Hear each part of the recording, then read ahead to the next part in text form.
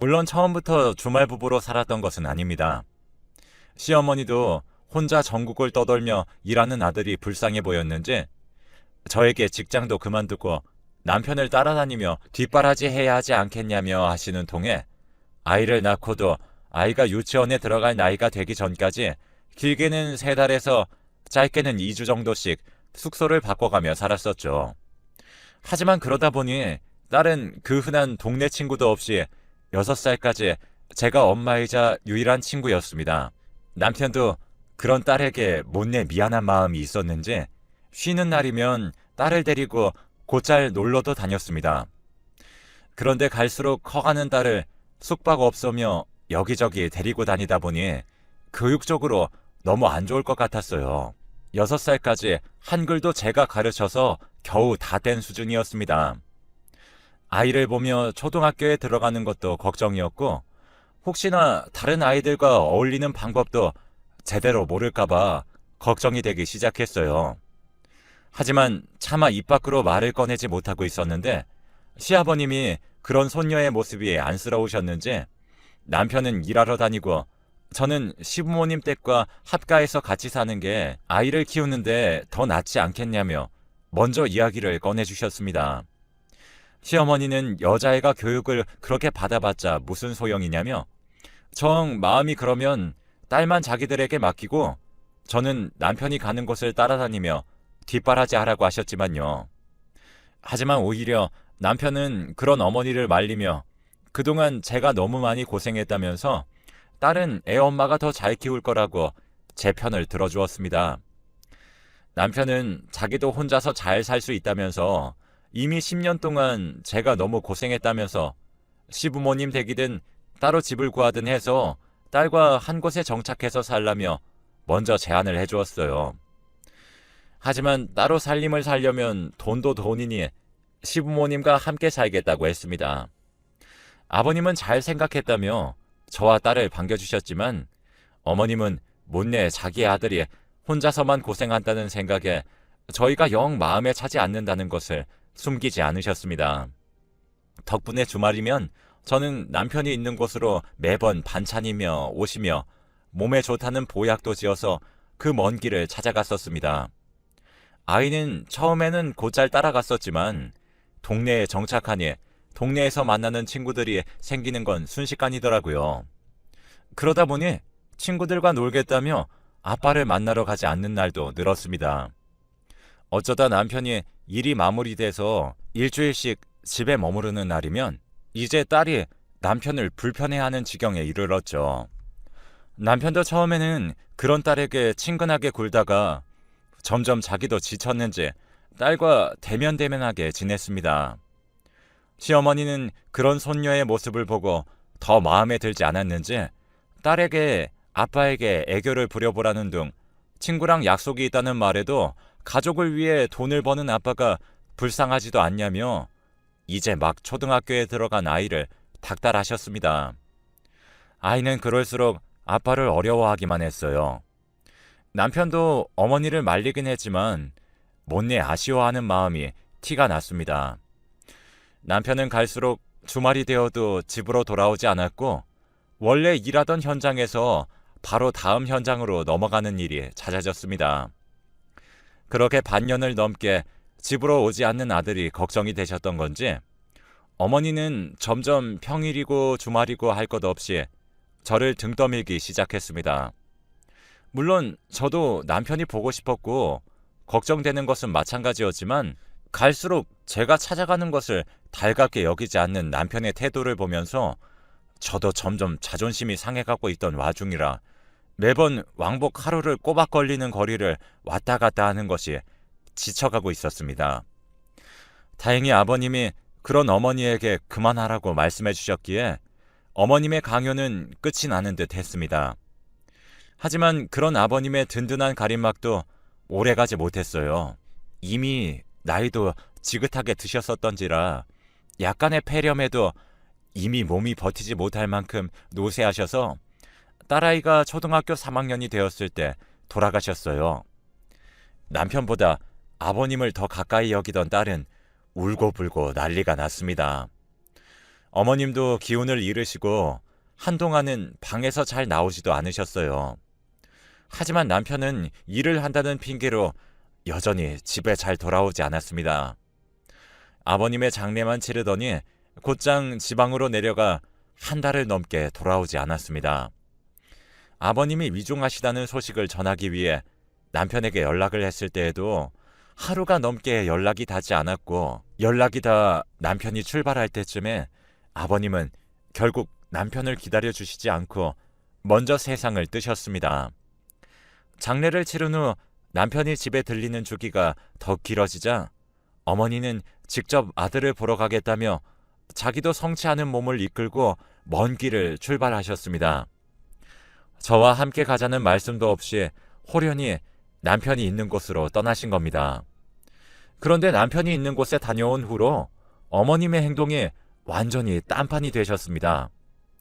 남편에게 다녀오라는 강요도 하지 않으시고 그동안 하시던 시집살이도 완전히 사라졌습니다. 어머님도 아버님이 떠나시고 기운이 없으신 건지 제가 무얼 하든 뒤에 따라다니시며 온갖 트집을 잡으시던 분이 제가 실수를 해도 괜찮다며 넘어가시는 모습에 저도 점점 마음이 약해져 갔습니다. 물론 그러던 와중에도 남편은 집으로 잘 돌아오지 않았어요. 어머님이 남편을 챙기라며 닥달하지 않으시니 오히려 제가 더 남편을 챙겨야겠다는 마음에 남편에게 가져다 줄 반찬이며 보약이며 스스로 지어다가 가져다 주기 시작했어요. 그래도 남편은 남편이라는 생각이 들어서요. 저희 가족을 위해서 그렇게 멀리서 고생을 하면서 돈을 벌고 있는데 어머님마저도 남편을 챙기지 못하시니 저라도 챙겨야겠다는 생각이 절로 들긴 하더라고요. 그래서 남편이 좋아하던 반찬들을 해서 3시간이 넘게 걸리는 지방까지 내려갔습니다. 매번 남편에게 연락을 하고 갔었지만 이상하게 그 전날부터 연락도 없어서 답을 기다리다 먼저 준비해서 출발했었습니다. 남편의 숙소에 도착해서 비밀번호를 치고 들어가서 기다리는데 그날은 주말이었는데도 남편이 일하는 날이었는지 아니면 같이 일하는 동료들과 함께 어디 놀러라도 나간 건지 숙소에 없었습니다. 그래서 남편이 금방 돌아오겠거니 싶어서 집안을 청소하며 남편을 기다렸습니다. 그런데 화장실 청소를 하던 와중 비밀번호를 치고 누군가가 들어오는 소리가 들렸습니다. 저는 당연히 남편일 거라는 생각에 하던 화장실 청소를 다 하고 나갈 생각으로 굳이 나가보지 않았습니다. 그런데 청소를 다 끝내고 나오니 남편은 없었습니다. 그리고 그제서야 문자로 지금 어디 있는 거냐고 물었었죠. 방금 들어와 놓고 문자로 또다시 물어보는 게 남편이 일부러 장난이라도 치는 건가 싶어서 아까 들어왔었다 나가놓고 왜 딴소리 하는 거냐고 하자 무슨 소리 하냐며 자기는 이제 일 끝나고 숙소로 돌아가는 중이라고 했습니다. 당당하게 이야기하는 남편의 태도에 저는 제가 잘못 들은 줄로만 알고 남편을 기다렸습니다. 남편은 숙소로 들어오더니 왜 말도 없이 온 거냐며 살짝 화가 난 듯이 이야기했고 저는 분명 출발하기 전에 연락하지 않았냐며 맞받아 쳤습니다. 금시초문이라는 듯한 남편의 태도에 어이가 없었지만 정말로 그런 문자를 구경도 못 해본 듯이 억울해하는 남편의 태도를 보고 문자가 제대로 안 간 건가 하는 찰나였습니다. 그때 또 한 번 숙소의 비밀번호를 치는 소리가 들렸습니다. 문이 열리는 소리에 남편과 저는 동시에 눈을 그쪽으로 돌렸습니다. 문을 열고 들어온 사람은 굉장히 어려 보이는 여자였습니다. 그리고 저와 남편이 함께 있는 것을 보고 인상을 확 찌푸리더라고요. 그 모습을 보고 누구신데 남의 집 문을 함부로 열고 들어오시는 거냐고 물으려고 하자 남편이 제 말을 가로막으며 반찬 가게에서 일하는 알바생이라며 원래 3일에 한 번씩 직접 배달까지 해준다고 하며 여자의 손에 들린 반찬을 빼앗듯이 집어들고 여자를 쫓아내듯이 문 밖으로 내보냈습니다. 저는 무슨 반찬 배달해주는 사람이 숙소 비밀번호까지 알고 있는 거냐고 조심하라고 했지만 남편은 여기에 감 나가는 물건도 없고 어린 여자애가 반찬 배달하는 정도인데 무슨 일이 일어났겠냐면서 능글맞게 넘겼습니다. 조금 찝찝한 구석이 있긴 했지만 오랜만에 만났는데 트집을 잡으면서까지 서로 기분 상하게 하기는 싫어서 이번에는 그냥 넘어가기로 했습니다. 남편은 그 후로 다른 곳으로 현장을 옮겼고 저의 머릿속에서도 반찬가게 알바생은 지워져 갔습니다. 그리고 남편도 집에 자주 들리기 시작했었고요. 덕분에 별다른 걱정 없이 반년을 보냈습니다. 어머님도 아버님이 돌아가신 이후로는 갈수록 기력이 떨어지셔서 어머님을 돌봐드리는 게 가장 큰 일이었습니다. 한 번은 어머님이 감기에 걸리셨는데 그것조차 떨쳐내지 못하셔서 결국엔 입원을 하셨어요. 남편에게 연락을 했지만 아버님 때처럼 연락을 받지 않았죠. 3일을 넘게 연락을 받지 않자 점점 걱정이 된 저는 남편이 있는 곳으로 직접 가기로 마음먹었습니다. 어머니는 하루 동안만 간병인을 불러 부탁해 놓고요. 딸도 친정 언니에게 맡겨놓고 금요일에 딸이 학교 마치자마자 남편이 있는 곳으로 출발했습니다. 다행히 이번엔 그다지 멀리 떨어진 곳이 아니었기 때문에 1시간 반 정도 만에 도착할 수 있었습니다. 남편이 현장을 옮긴 지 얼마 지나지 않아 처음 가보는 숙소여서 집 앞에 도착해서 초인종을 눌러댔습니다. 그러자 안에서 기척이 나는 듯 하다가 금세 조용해졌습니다.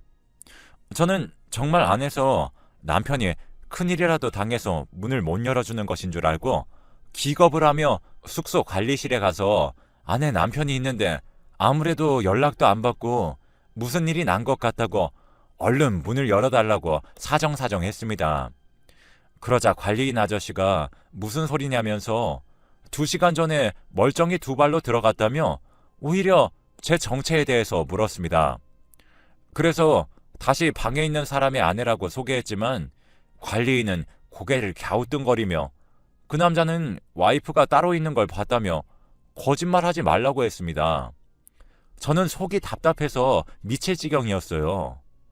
그런데 그때 남편의 직장 동료가 지나가다가 저를 보고선 먼저 아는 체를 했습니다. 몇 번 마주친 적이 있는 분이라 저를 알아보신 거였죠. 덕분에 관리인 아저씨는 의심을 풀고 남편의 방 문을 열어주러 함께 올라갔습니다. 그리고 열쇠로 문을 열기 전에 관리인이 혹시 모르니 한 번 더 초인종을 눌러보자며 초인종을 누르며 관리실에서 왔다고 하니 아까와는 다르게 곧바로 문을 열어주었어요. 그런데 문을 열어준 것은 남편이 아니라 웬 여자였습니다. 그리고 그 여자의 뒤에 관리실에서 무슨 일이냐며 화장실에서 나오는 남편을 보고 저는 경악에 차올라 이게 지금 무슨 일인가 상황을 도무지 알 수가 없었어요. 그런데 그 여자의 얼굴을 보니 이전 현장에서 마주쳤던 반찬가게 알바생이었습니다. 그리고 연이어 관리실 아저씨가 그 여자에게 사모님이라고 부르는 모습을 보고 순식간에 퍼즐이 맞춰졌어요. 남편은 낭패라는 표정을 가감없이 드러내고 있었어요. 옆에 있던 남편의 동료도 이게 무슨 일인가 라는 표정이었죠. 그곳에서 당황하지 않은 건 그 여자뿐이었습니다. 제가 순식간에 화가 차올라 소리를 지르며 이게 뭐 하는 짓이냐며 방 안으로 들어가려 했지만 여자는 뻔뻔하게 제 앞을 막으면서 어딜 들어오는 거냐며 남편 간수도 제대로 못하는 여자면 분수에 맞게 집에서 남편이나 기다리고 있지 어디서 졸졸 쫓아오면서 오빠를 귀찮게 하는 거냐고 했습니다. 오히려 남편은 그 여자를 제치며 저에게 오해를 하며 자기가 다 설명한다고 나섰지만 이미 그 여자의 말에 정말 눈앞이 깜깜해질 정도로 머리로 피가 쏠리는 것이 느껴졌습니다. 그런 저를 보며 두 눈을 부릅뜨고 자기도 제 남편의 아이를 임신했다며 이제 저나 자기나 다를 바 없고 오히려 자기는 남편과 더 오랜 시간을 보냈다며 말하자 남편은 임신을 했다는 말은 처음 듣는 건지 그게 대체 무슨 소리냐며 소리를 질렀습니다. 그리고 저를 보며 자기는 혼자 멀리 떨어져 살아도 자기도 정신이 나갔었다며 바로 무릎을 꿇고 싹싹 빌기 시작했습니다. 정말 그 꼴을 보니 거짓말처럼 화가 가라앉으며 딸이 이 꼴을 안 봐서 다행이다 싶었어요. 남편이 제 다리를 잡고 미안하다며 가족과 멀리 떨어져 사니까 외로워서 잠시 그랬었던 거라며 저 여자가 작정하고 와서 자기를 먼저 꼬셨다면서 자기는 한 번도 저 여자에게 마음을 준 적이 없다고 저를 설득하려 했습니다. 남편의 모습에 있는 정 없는 정도 다 떨어져 버려 변명조차 듣기 싫었습니다. 저는 그 자리를 박차고 나오며 당신 어머님이 죽든 말든 알아서 해결하라고 하고 저는 친정 언니의 집으로 돌아왔습니다. 언니네 집에 도착해서 저를 보고 뛰쳐나온 딸의 모습을 보자 참은 눈물이 울컥하고 쏟아져 나왔습니다. 딸은 영문도 모른 채 그 고사리 같은 손으로 제 등을 토닥거리며 울지 말라고 저를 달래주었습니다. 언니도 제가 집에 도착하자마자 울자 깜짝 놀라서 무슨 일이 있었냐며 물어보았습니다. 언니에게 있었던 일을 털어놓자 언니는 화가 머리 끝까지 나서 어디 그런 짓을 하냐며 인간 말종이라며 있는 욕 없는 욕을 내뱉었습니다. 언니는 화가 나서 남편에게 바로 전화를 걸어 욕을 해댔고 남편은 바로 언니 집으로 오겠다며 자기 이야기 좀 제발 들어달라고 했지만 언니는 어디 한번 와보라고 오면 곱게 돌아갈 생각은 접어두고 오라고 단단히 못 박아두었죠. 그럼에도 남편은 바로 다음날 언니의 집으로 찾아왔습니다. 그리고 무릎을 꿇고 자기가 정신이 나갔었다며 처음에는 진짜로 반찬 가게에서 일하던 알바생이 맞았다며 어린아이가 열심히 사는 것 같아서 예쁘게 보고 있었지만 연애 감정은 절대 아니었었다고 했어요. 그런데 어쩌다 술을 먹고 한 번 실수를 했고 그 여자는 그걸 빌미로 계속 남편과 만남을 이어가자며 협박을 했다더라고요. 종종 남편이 연락이 안 되던 이유도 남편이 그 여자와 있으면 자기에게만 집중하라고 남편의 휴대폰을 가져가 돌려주지 않았다고 합니다. 그래서 제가 보낸 문자도 금시초문이라는 듯이 행동했었던 거였고요. 남편은 정말 억울하다며 한 번 실수한 걸로 그 여자가 저에게 다 말해버릴까봐 자기도 1년 넘도록 당하고만 있었다며 자기도 피해자라며 억울함을 토로했습니다. 저도 그렇게 억울하다는 남편을 보니 조금 마음이 약해져 가려던 찰나 언니가 그럼 그 여자가 임신한 건 어찌된 일이냐며 한 번의 실수가 아니니 임신까지 한 거 아니냐고 따져 물었습니다. 그러자 남편은 말문이 막혔는지 대답도 하지 못하고 우물쭈물댔습니다. 언니가 사실대로 말하라며 추궁하자 그 여자가 강요해서 어쩔 수 없이 몇 번 더 그랬을 뿐 자기가 좋아서 그런 건 절대 아니라고 했지만 그건 남편만 알고 있는 거겠죠. 그리고 남편이 더 변명을 이어가려고 하자 저도 더 이상 못 들어주겠어서 주방으로 가 소금을 한가득 들고 와서 남편에게 뿌리며 이제 그만 나가라고 했습니다.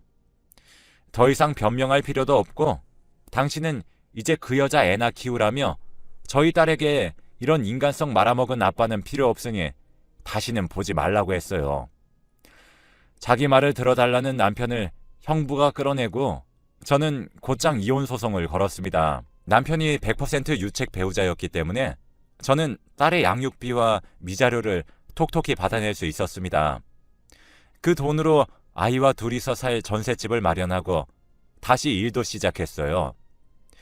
꽤 오랜 시간 동안 경력이 단절되었었지만 다행히 전에 일하던 곳에서 함께 일하시던 분이 새로 회사를 차리셔서 혹시 같이 일해볼 생각이 없냐며 먼저 물어봐 주셔서 새로운 직장도 쉽게 구했습니다.